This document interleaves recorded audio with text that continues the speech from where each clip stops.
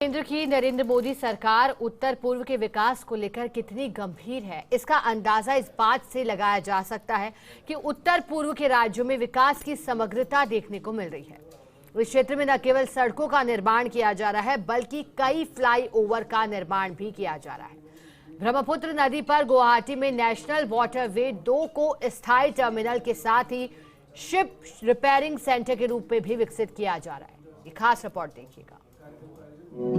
देश की सबसे बड़ी नदियों में से एक है ब्रह्मपुत्र, जिसे उत्तर पूर्व की लाइफलाइन कहा जाए तो कोई अतिशयोक्ति नहीं है। मोदी सरकार आने के बाद गठित अंतर्देशीय जलमार्ग प्राधिकरण ने इस नदी पर कई प्रोजेक्ट शुरू किए हैं। इनमें से एक है गुवाहाटी में विकसित किया जा रहा पांडु पोर्ट। इस मल्टी मॉडल फैसिलिटी पोर्ट पर सड़क, ट्रेन और जल मार्ग की सुविधा के लिए निर्माण कार्य जोर शोर से किया जा रहा है। पांडु पोर्ट से बनाई जा रही सड़क को शहर के बाहर सीधे ही राष्ट्रीय राजमार्ग से जोड़ा जाएगा, ताकि पोर्ट से उतरने वाले सामानों को लेकर जाने वाले भारी वाहनों से गुवाहाटी शहर का यातायात प्रभावित न हो। अंतर्देशीय जलमार्ग प्राधिकरण के डायरेक्टर ए सेल्वा कुमार ने बताया कि 150 करोड़ की लागत से बनने वाले इस प्रोजेक्ट को 2 फेज में तैयार किया जा रहा है और वर्तमान में लगभग 30% काम पूरा हो गया है। सेल्वा कुमार ने आशा व्यक्त की है कि इसे साल के अंत तक पूरा कर दिया जाएगा।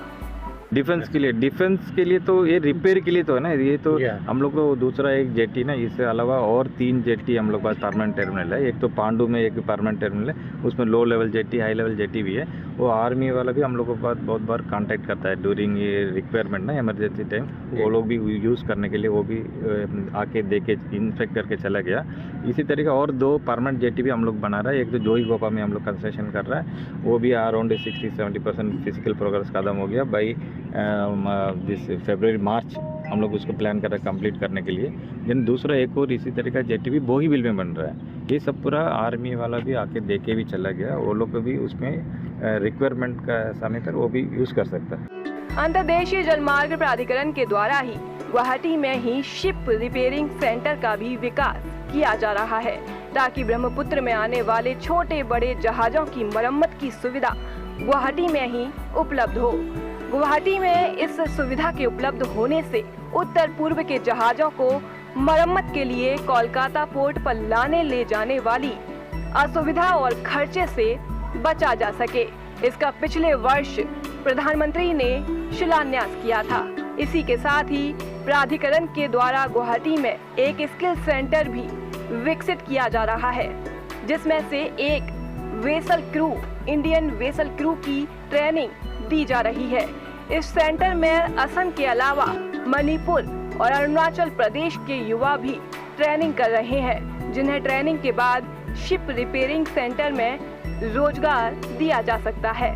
सब पूरा बेनिफिट होगा, क्योंकि ये इधर का जो भी वेसल है, ship, you can see vessel, आप पीछे देख सकता है। ये वेसल ना कोई भी रिपेयर होगा तो कलकत्ता जाना पड़ेगा इधर से।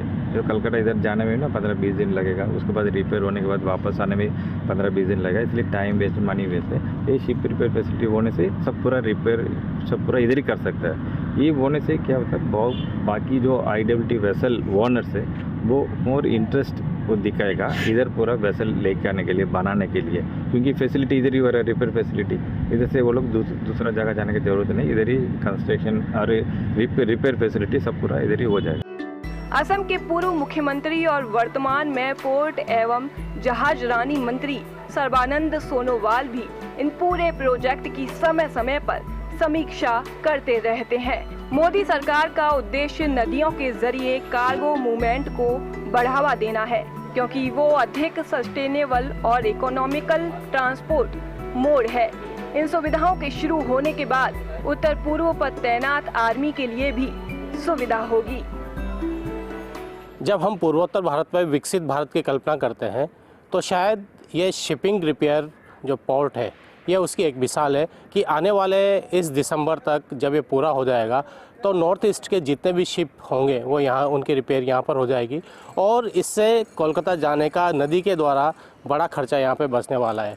नरेंद्र मोदी सरकार का यहाँ पर इस पूरे क्षेत्र में इतना ध्यान है कि खुद प्रधानमंत्री यहाँ पर कई बार आ चुके हैं और एक बहुत बड़ी राशि पैकेज के रूप में इन पूर्वोत्तर प्रदेशों को दी गई है। तो आने वाले सालों में पूरे भारत में अगर सबसे विकसित जो मार्ग है उस पर अगर कोई जाता दिखेगा तो ये पूर्वोत्तर प्रदेश होंगे। गुवाहाटी से मैं Mahesh Sharma, first India news के लिए।